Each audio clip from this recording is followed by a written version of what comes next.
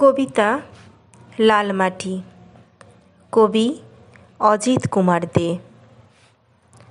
বাঁকুড়ার এই লালমাটিতে বনে বাদারে ঘন জঙ্গলে শালমহুয়া আর পলাশ ফুলে মন যে হলো মাতোয়ারা।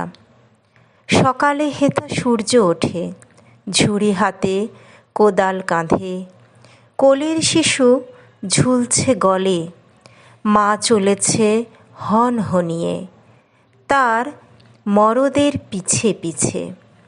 গরু ছাগল দৌড়ে চলে রাখাল ছেলের তাড়া খেয়ে।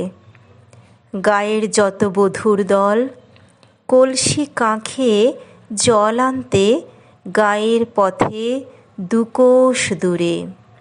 উঠানেতে শালপাতা বিছিয়ে করছে সেলাই, হবে পাতার থালা।